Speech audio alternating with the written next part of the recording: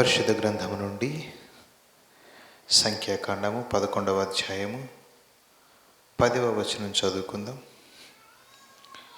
జనులు తమ తమ కుటుంబములలో ఎవరి గుడారపు ద్వారమునొద్ద వారు ఏడవగా మోషే వినెను. యెహోవా కోపము బహుగా రగులుకొనెను.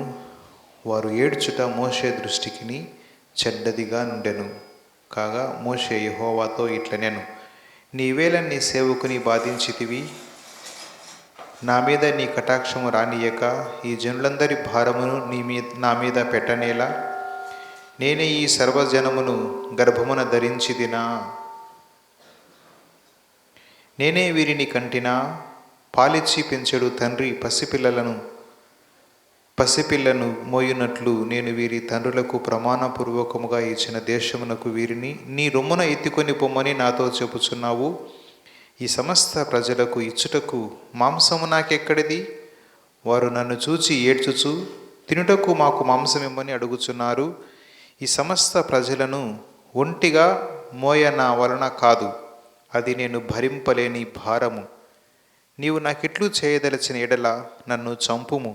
నా మీద నీ కటాక్షం వచ్చిన ఎడల నేను నా బాధను చూడకున్నట్లు నన్ను చంపుము. ఆ తరువాత 11వ అధ్యాయము 18వ వచనం నుంచి,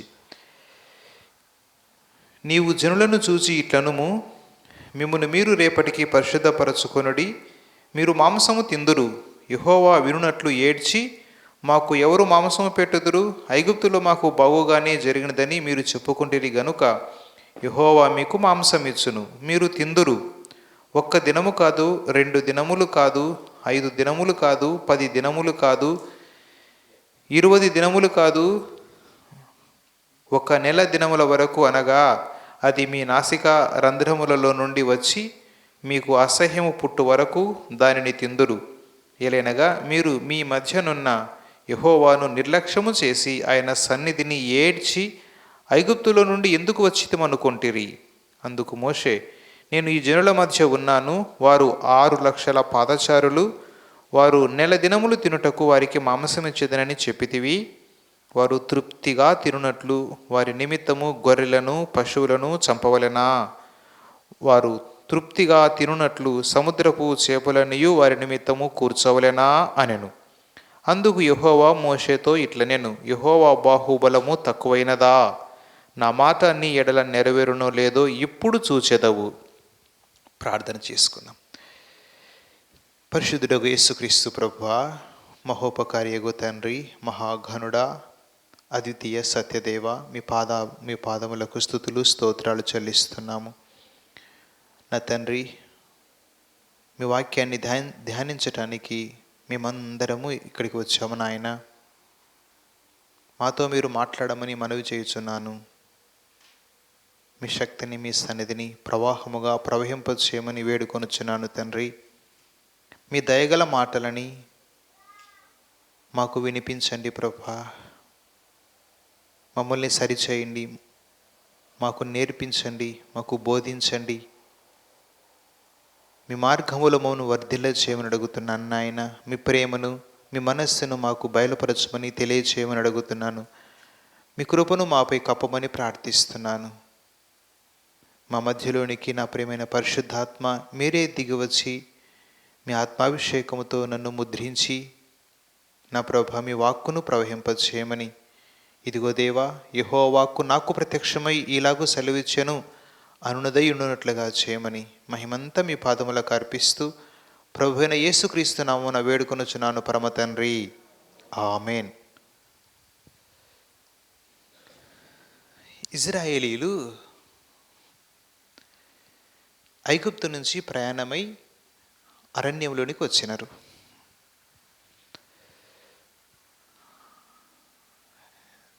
దేవుడు వారిని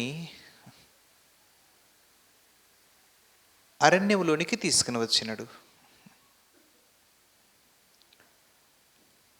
ఐగుప్తు నుంచి వారు బయలుదేరినారు.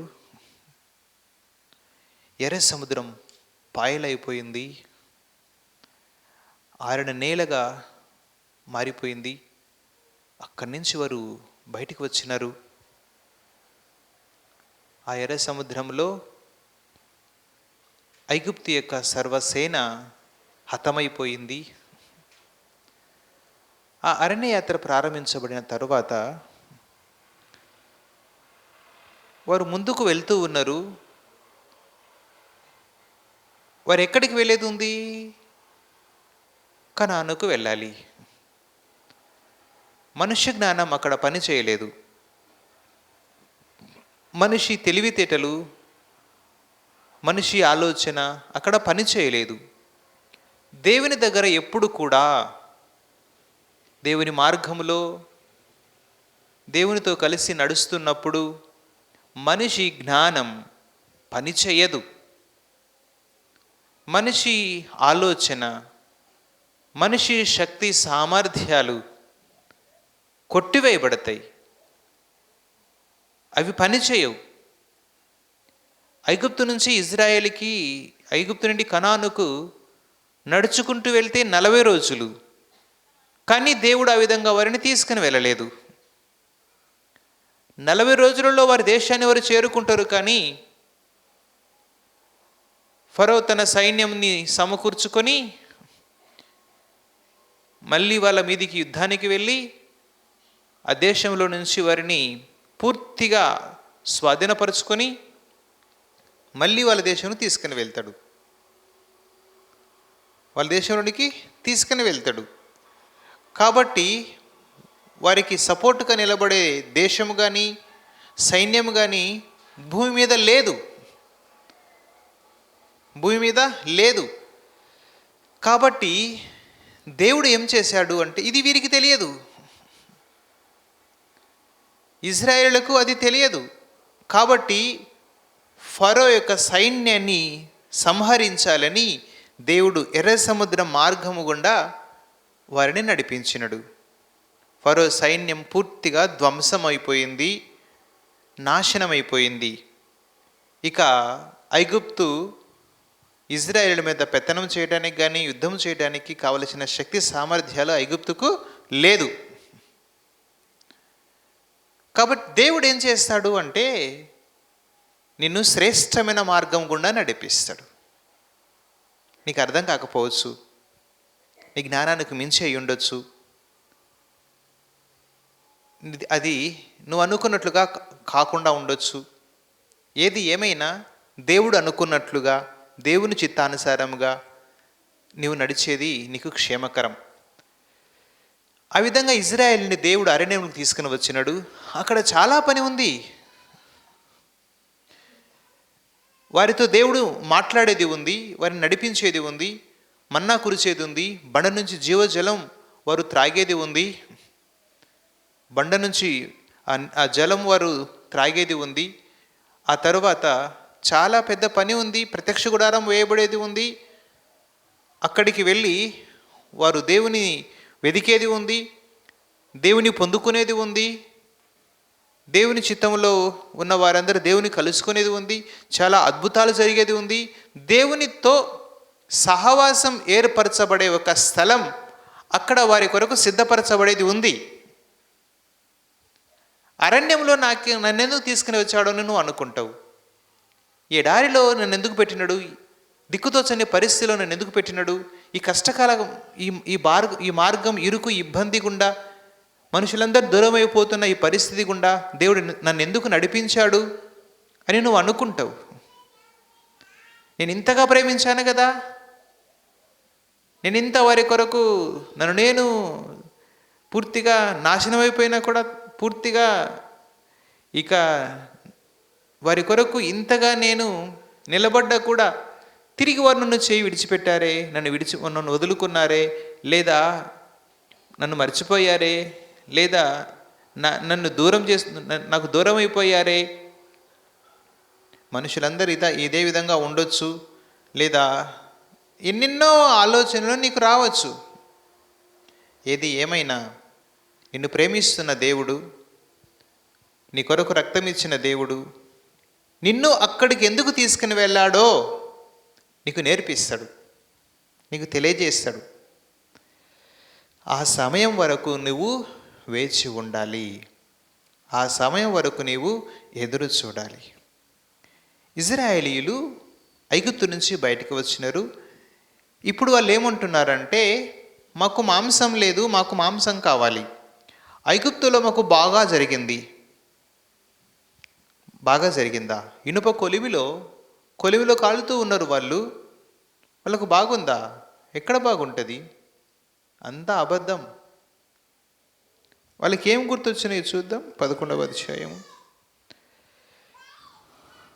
సంఖ్యాకాండం 11వ అధ్యాయం 4వ వచనం. వారి మధ్యనున్న మిశ్రిత జనము మాంసాపేక్ష అధికంగా కనుపరచగా ఇజ్రాయేలీయులను మరల ఏడ్చి, మాకెవరు మాంసం పెట్టెదరు?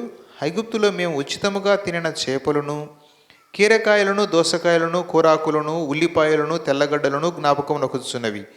ఇప్పుడు మా ప్రాణము సమస్యలను ఈ మన్నాగాక మా కనుల ఎదుట మరేమీ లేదని చెప్పుకొనిరి. ఏంటంట? ఐగుప్తులో మాకు బాగా జరిగింది. ఐగుప్తులు మేము ఉచితముగా తినిన చేపలను, కీరగాయలను, దోసకాయలను, కూరాకులను, ఉల్లిపాయలను, తెల్లగడ్డలను జ్ఞాపకం వచ్చుచున్నవి. ఇప్పుడు మా ప్రాణము సొమ్మసిల్లేను ఈ మన్నాగాక మా కనుల ఎదుట మరేమీ లేదు. ఐగుప్తులు ఏమున్నాయంట? ఏం జ్ఞాపకం చేసుకుంటున్నారు వాళ్ళు? ఉల్లిపాయలు, కీరకాయలు, కూరాకులు, తెల్లగడ్డలు. ఐగుప్తులో చేపలు ఉచితంగా దొరుకుతున్నాయి. ఎందుకు? ఆ నైలు నదిలోకి వెళ్ళి తెచ్చుకుంటున్నారు. మాకు ఐగుప్తులో మేము తిన్న ఇవన్నీ జ్ఞాపకం వస్తున్నాయి. మా కనుల ఎదుట ఈ మన్నా కాక ఏం లేదు. ఇంకా ఇజ్రాయేలుల బాధ ఇదే. ఐగుప్తులో బాగుంది, ఇక్కడ మేము బాగలేం. కీరకాయలు, బీరకాయలు, దోసకాయలు, ఉల్లిపాయలు, పచ్చిమిరపకాయలు, తిండి గింజలు, తిండి, బట్ట, ఇవే వాళ్ళకు ఉన్నాయి. కానీ ఆ ఇనుప కొలిమి, ఆ కొలిమిలో వీళ్ళ యొక్క వేదన, ఆ బానిసత్వం, ఆ భయంకరమైన నీచరిక బానిసత్వం క్రింద నలిగిపోతూ మ్రగ్గిపోతూ ఆ కొలిమిలో ఉండి కాలుతూ కేకలేస్తూ వందల సంవత్సరాలు వారు వారి పితరులు దాదాపు 400 సంవత్సరాలుగా 300 సంవత్సరాలకు పైగానే వారు ఆ ఇబ్బంది కొలిమిలో కాలిపోయే విషయం గుర్తుకు రాలే వాళ్ళకు గుర్తుకొచ్చిందంటే ఎంత?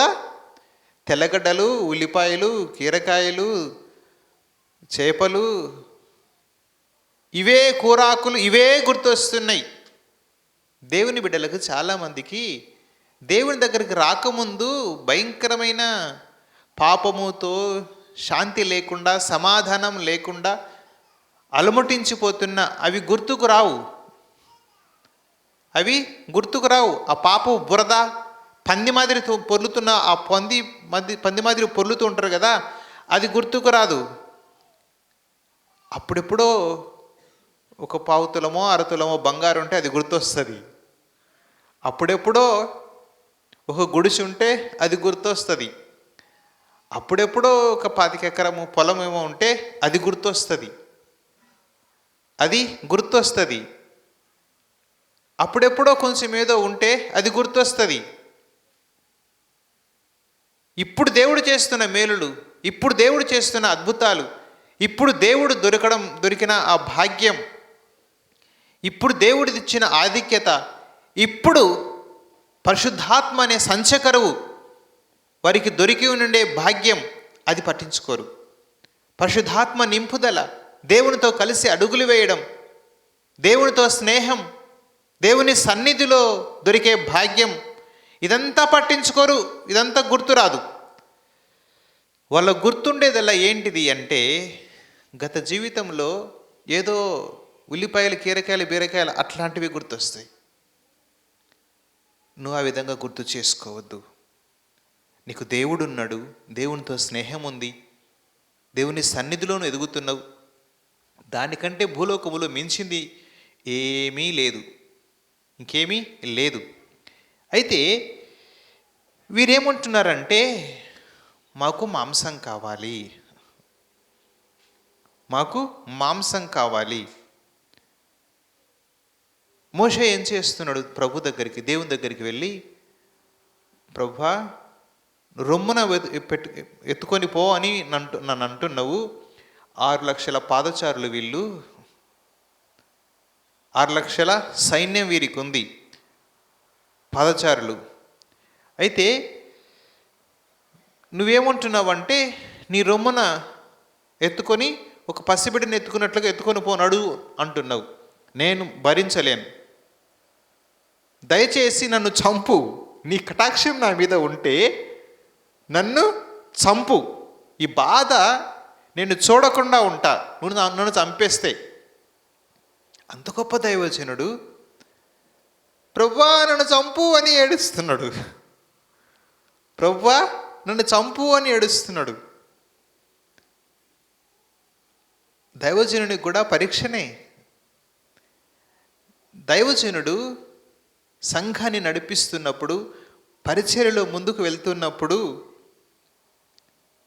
అనేక అద్భుతాలు, అనేక గొప్ప సూచక్రియలు, ఐగుప్తులో భూమి పుట్టినది మొదలుకొని చూడనన్ని అద్భుతాలు మోషే చూసినాడు. గొప్ప గొప్ప కార్యాలు మోషే చూసినాడు. ఎర్ర సముద్రం పాయలు కావడం, ఆ మన్న ఆకాశం నుండి భూమి మీదకి దిగిరావడం, ఇదంతా మోషే చూస్తున్నాడు. అది ఆ రోజు సరిపోయింది, ఈ రోజుకు సరిపోదు. నిన్నటి దినం వరకు జరిగే దేవుడి దగ్గర నుంచి పొందుకున్న అద్భుతాలు, సూచక్రియలు, మహత్కార్యాలు ఇవన్నీ కూడా నిన్నటి రోజు సరిపోతాయి. కానీ ఈ రోజు నువ్వు ముందుకు వెళ్ళాలి అంటే ఇంకొక కార్యం ద్వారా నువ్వు ముందుకు వెళ్ళాల్సిందే, ముందుకు వెళ్ళాల్సిందే. కొంచెం ధైర్యం, దేవుని సన్నిధిలో ప్రవేశించడానికి నీకు ధైర్యం, వాటిని చూసి నువ్వు ధైర్యం తెచ్చుకుంటావు. అంతేకాని నిన్నటి విషయాలు ఈ రోజుకు సరిపోవు. ఈరోజు ఇంకొంచెం క్రొత్త విషయాలు, క్రొత్తవి దేవుని దగ్గర నుంచి నువ్వు పొందుకునేది ఉంది. మోషే అన్ని కార్యాలు చూశాడు, కానీ ఇప్పుడైతే ఏడుస్తూ ఉన్నాడు. దేవునితో మాట్లాడుతున్నాడు. ప్రభువా నన్ను చంపు, నన్ను చంపు అనే దగ్గరికి వచ్చినాడు మోషే. అంటే ఇజ్రాయేల్ దగ్గర వారు పెడుతున్న బాధ అటువంటిది. బాధ తట్టుకోలేక నన్ను చంపు అంటున్నాడు. ఆ తర్వాత దేవుడు ఏమన్నాడంటే, మోషే వారికి చెప్పు, 1 రోజు కాదు, 2 రోజులు కాదు, వారం కాదు, 10 రోజులు కాదు, 20 రోజులు కాదు, నెల రోజులు మీరు మాంసం తింటారని చెప్పు. నెల రోజులు మాంసం తింటారని చెప్పినాడు. చెప్పిన తర్వాత మోషే ప్రభుతో అంటున్నాడు, ఏంటి ప్రభువా మీరు నెల రోజులు మాంసం తింటారని చెప్పమన్నావు, మంచిదే, బాగుంది. నేనేం చేయాలి? వారు 6 లక్షల పాదచారులు ఉన్నారు, పశువులన్నీ కొయ్యాలనా, గొర్రెలన్నీ కొయ్యాలనా, సమకూర్చాలనా? సముద్రం దగ్గరికి వెళ్ళి, ఎక్కడో సముద్రం దాటి బయటకు వచ్చేస్తున్నారు, మళ్ళీ రిటర్న్ వెళ్ళాలి సముద్రం దగ్గరికి. సముద్రం దగ్గరికి వెళ్ళి వారి కొరకు వలలు తీసుకొని ఏం చేయాలా? చేపలు పట్టాలా. సముద్రపు చేపలు వీరి కొరకు నేను సమకూర్చాలా. వలలు ఎట్లున్నాయి? వలలు మళ్ళీ జాలరిగా మారి వలేసి చేపలు పట్టాలా. చేపలు పడితే ఎన్ని చేపలు దొరుకుతాయి? ఎంతమందికి పెడతాడు? వాళ్ళకి చేపలు పంచిపెట్టడానికి ఎంత సమయం తీసుకుంటాడు? మోషేతో ప్రభు అంటున్నాడు, యెహోవా బాహుబలము తక్కువైనదా? హల్లెలూయా. యెహోవా బాహుబలము తక్కువైనదా? మోషే ఏం మాట్లాడుతున్నావు నీవు? నా బాహుబలాన్ని, నా చాచిన చేతిని ఐగుప్తులో నువ్వు చూడలేదా? నేను దేవుడను, సర్వశక్తిగలుడనని యెహోవాను. నాకు అసాధ్యమైంది, నాకు చేత కానిది, నాకు వీలు కానిది, నాకు కుదరనిది అంటూ ఏమైనా ఉందా? పరలోకంలో కానీ, భూలోకంలో కానీ, భూమి క్రింద కానీ, ఎక్కడైనా సరే నాకు అసాధ్యమైనదంటూ, నన్ను దాటిపోయేదంటూ ఇంకేమైనా ఉందా? నన్ను దాటి ఎవడైనా ఏమైనా చేయగలడా? ఎవడు చేయగలడు? నన్ను దాటి ఎవడైనా మిమ్మల్ని తాకగలడా? దేవుని బిడ్డలారా, నువ్వు చాలాసార్లు ఏడుస్తూ ఉంటావు, అయ్యో ప్రభువా నన్ను చంపేసేయి, వద్దు, నేను చచ్చిపోయింటే బాగుండు, అప్పుడు చచ్చింటే బాగుండు, ఇప్పుడు చచ్చింటే బాగుండు, చిన్నప్పుడు ఎప్పుడో రోగం వచ్చింటది, అప్పుడు చచ్చినా బాగుండు, ఇప్పుడు చచ్చినా బాగుండు. నువ్వు ఒక మనిషివి. మోషే అంత గొప్ప దైవజనుడు, దేవునితో ముఖాముఖిగా మాట్లాడిన ఒక స్నేహితుని వలె దేవుని దగ్గర నుండి మాట్లాడుతున్న అంత గొప్ప దైవజనుడు మోషేనే అంటున్నాడు, నేను చచ్చింటే బాగుండు, లేదా నన్ను చంపేసేయి అంటున్నాడు, నేను చచ్చిపోవడమే మేలు అంటున్నాడు మోషే. ఆయనే అన్నాడు, ఒకవేళ నువ్వు కూడా అన్నావేమో, క్షమాపణ అడుగు, చచ్చిపోయింటే ఏం బాగుండదు, దేవుని కార్యాలు వివరించేది నీవే, నువ్వు చచ్చిపోతే దేవుని కార్యాలు ఎవరెవరు ఇస్తారు? నీ ఎంత స్పష్టంగా, నీ ఎంత ప్రత్యేకంగా నువ్వు అందించగలిగిన అంతగా ఇంకెవరు అందించలేరు. ఎవరికి అందించగలవో నువ్వు అందించగలిగిన వారికి ఇంకొకరు అందించలేరు, వారికి చేత కాదు, వారికి కుదరదు, వారికి వీలు కాదు, నువ్వు మాత్రమే అందించగలవు. అందుకే నిన్ను ఆయన ఎన్నుకున్నాడు, అందుకే నిన్ను ఏర్పరచుకున్నాడు. మోషే మాత్రమే నడిపించగలడు, రొమ్మున మోసుకొని మోషే నడిపించగలడు. నీ రొమ్మున ఎత్తుకో, నీ భుజాల మీద ఎత్తుకొని వారిని మొయ్యి అంటున్నాడు దేవుడు. మోషే మాత్రమే చేయగలడు ఆ పని, ఇంకెవరు చేయలేరు. నువ్వు మాత్రమే చేయగలవు, ఇంకెవరు నీలాగా చేయలేరు. నీ అంత సమర్థవంతంగా నీలాగా ఇంకెవ్వరు ఆ పని చేయలేరు. నువ్వు చచ్చిపోతే ఇంకెవరు చేస్తారు? అందుకే మోషే చేస్తున్న ప్రార్థనను దేవుడు కొట్టివేసినాడు. హల్లెలూయా! గట్టిగా చప్పట్లు కూడా దేవుని కనపరుద్దాం. ఇక్కడున్న ఎవరైనా సరే, ఈ ఆవరణం అంతటిలో లేదా ఈ వాక్యం వింటున్న ఎవరైనా ఎక్కడి నుంచి విన్నా సరే, దేవుని చిత్తానికి వ్యతిరేకంగా నువ్వు చేసిన ప్రతి ప్రార్థనను ఈరోజు దేవుడు కొట్టివేయునుగాక. మోషే ప్రార్థన దేవుని చిత్తానికి వ్యతిరేకమైనది కాబట్టి దేవుడు దానిని రిజెక్ట్ చేసినాడు, కొట్టివేసినాడు. మోషే ప్రార్థించగా ఎర్ర సముద్రం పాయలైంది, మోషే ప్రార్థించగా తిరిగి అది కలుసుకుంది, మోషే ప్రార్థించగా ఆకాశం నుంచి మన్నా కురిసింది, మోషే ప్రార్థించగా బండ నుంచి నీళ్ళు వచ్చినాయి, మోషే